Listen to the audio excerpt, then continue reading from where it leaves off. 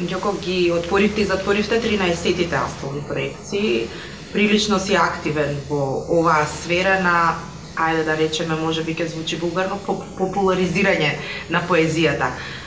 Лично си застапник за тоа поезијата да не биде само елитистичка и во салоните? Вака, тоа е малку парадоксално. Сега во утрински излезе еден текст.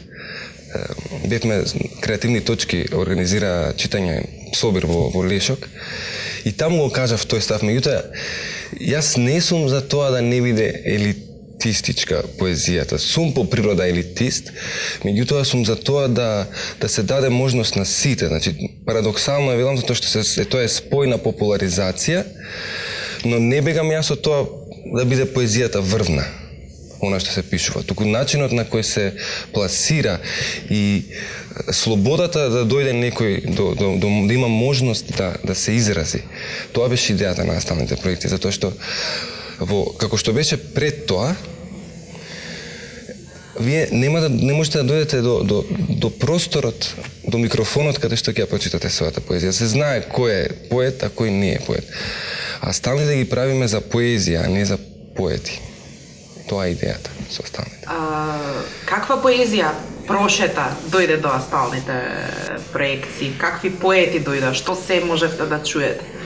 Вака, од врвни поетски имиња како Катица Ќулавкова, Зоран Анчевски, Никола Маџиров, Владимир Мартиновски, Тихомир Јанчовски, Јовица Ивановски Џовани, до Дарко Лешовски, например, вчера ни читаше, до деца по 5-16 години што се појавуваат, до анонимни луѓе возрастни, ни доаѓале од други градови луѓе, што не сме ги знаеле.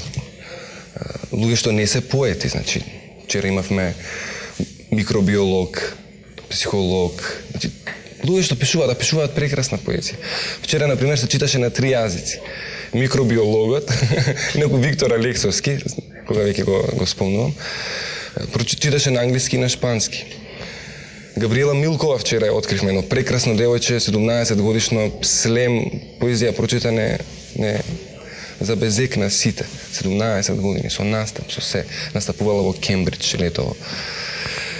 Така, значи, неочекувано е, не знаеме што ќе се појави. Се намножија поетите настаните, како астални, слем, движењата, јавните презентирања на поезијата, се размножи ли публиката и незиниот вкус? Па јас мислам дека ние многу луѓе привлекуваме. Вчера Менада беше преполна. Не можам да проценам колку, меѓутоа луѓе се испоседнати беа по подот, надвор беше преполно. Така што мислам дека им се допаѓа на луѓе во ова. Битно им е што се случува. Ете, зборуваат, споделуваат. Јас се воодушевувам од тоа кој се доаѓа на астални во публика. Мислам, тоа ми е мене. Кога ги видам, ќе ми се радувам на луѓето. Се враќаме малку назад и претходно споменавте за дали е за поезијата или за поетите како настан. Прашањето ми е, поетот денеска може да биде денес, да биде само поет или од него се бара и нешто повеќе? Да биде забавувач, да ангажира, да привлекува, да има повеќе вештини? Да, вака. Поетот е поет само во мигот кога создава. Тоа е вистинскиот миг кога излегува поезијата, тогаш си навистина поет. Ова другово, јас не сум лично за ангажирана поезија, во смисла јас не сум таков поет. Многу ретко пишувам ангажирана поезија. Сето она останато се другите дејности на тој што пишува поезија. Јас можам да се вклучам во политичкиот живот, во културниот живот. Сум сакал по своја волја да ги организирам астални проекции. Ние го донесовме и песнило во МКЦ, со Иван Шопов го почнавме. Тоа стана на годишно ниво, мислам дека една година и прескокна. И излегов јас од тој проект, вака да го кажам, со современ македонски јазик. И затоа ги направив асталните, бидејќи сакав да влијам некако на таа сцена, во мојот еснав. Не љубам јас многу да се мешам во во туѓите еснафи. Само си стојам во книжевноста и делувам преку книжевноста. Дури кога сум и да сум ангажиран политички, ќе напишам песна, нема да не знам да направам нешто друго. Доаѓаме до вашата пршта. Ве запознавме како современ лиричар, љубовна поезија преку палиндром со 2N, а потоа и рефлексивна, медитативна поезија во Куќичка за птици, преселници.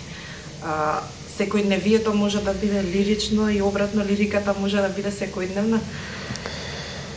Секојдневието тоа е банално, тоа се синоними, баналноста и секојдневието. Зависи како го гледаш, како го посматраш. Мене ми е фасцинантно кога ќе прочитам песна за секојдневието. Значи, тоа е важни се очите на тој што гледа. Ако си ја смирите свести, ако гледате со чист ум и со чисто срце, тогаш се е поезија, во се ќе најдете поезија. Нема тука, стварноста постои како таква. Медитативната нишка во поезијата? Медитативната нишка, тоа е мојот живот, јас со тоа се занимавам. Трагач по некаква своја вистина, по себе си се разбира. И во тие медитации излегуваат зборовите. Така сум скроен, ни зборови се изразувам. Многу често доаѓаат како валка на река. Вака излегуваат. Некогаш намерно седнувам во медитација затоа што знам дека ме мачи нешто и знам дека само така, само кога ќе си го смирам умот, ќе можам да си ја чујам песната, инаку не можам да ги фатам зборовите. Многу работи пречат.